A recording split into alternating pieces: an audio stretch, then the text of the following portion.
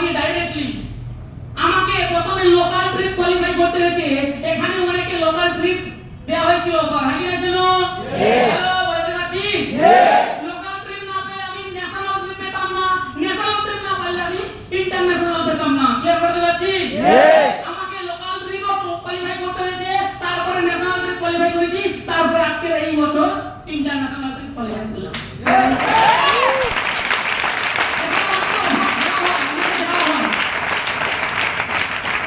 আমি এমন কোন লোকাল ট্রিপ যেটা ছেড়েছে আর আমি কোয়ালিফাই করিনি, হয়নি। প্রত্যেকটা বই, কারণ আমাকে একটা জিনিস ক্লিয়ার ছিল সিস্টেমে, যে তোমাকে যদি বড় জায়গায় যেতে হয় তাহলে ছোট বলে অ্যাচিভমেন্ট করো। হ্যালো, ক্লিয়ার করতে পারলাম? ডায়মন্ড মারতে গেলে আগে সুপার স্মার্ট হতে হয়, নাকি না? ডায়মন্ড পিন দিয়ে স্বপ্ন দেখে লাভ নেই। সুপার স্মার্ট পিনটাকে যদি খাটো, ডায়মন্ড পিন এমনি হয়ে যাবে, নাকি না? শুনো, হ্যালো, বলতে পারলাম? এবার তোমাকে বুঝে নিতে হবে এই সিস্টেমে এই অ্যাচিভমেন্টের কারণ কি। আমি একটা গল্প বলবো, গল্প দিয়ে শেষ করবো, সেশনটাও শেষ হবে আর কারণটাও বলে দিচ্ছি। আমরা জানি রামায়ণে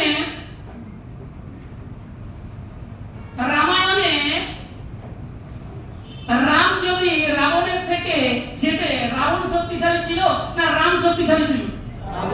হ্যালো, বলতে পারলাম না মনে হচ্ছে। কে শক্তিশালী ছিল? হ্যালো, কে? রাবণ, হ্যাঁ কি না? শুনো, কিন্তু জিতটা হয়েছিল কার? হ্যালো, কার? রামের। তার একটাই কারণ, সেটা কি? হ্যালো, কি? একটাই কারণ, রাবণ তার সঙ্গে যারা ছিল তারা অসৎ, হ্যাঁ কি না? আর রামের সঙ্গে যারা ছিল তারা কারা? সৎ। তারা কারা? বানর সেনা, হ্যাঁ কি না? শুনো, হ্যালো, বলতে পারছি? হ্যালো, বলতে পারছি? রাম কখনো জিততে পারতো না যদি না হনুমানের মতো এতজন, এত বানর সেনা যদি না থাকতো, রাম কোনোদিন জিততে পারতো না, হ্যাঁ কি না? শুনো, ঠিক বলেছি? আমিও এসটিএম 13 ইন্টারন্যাশনাল কোয়ালিফাই করতে পারতাম না যদি না আমার এই কি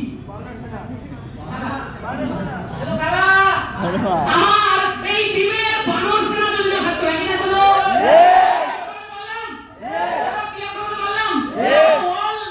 অল বানর সেনার জন্য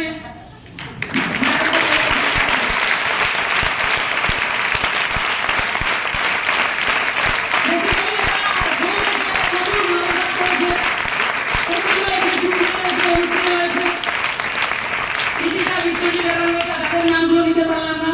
প্রত্যেকের জন্য আবার একবার আমি নিজে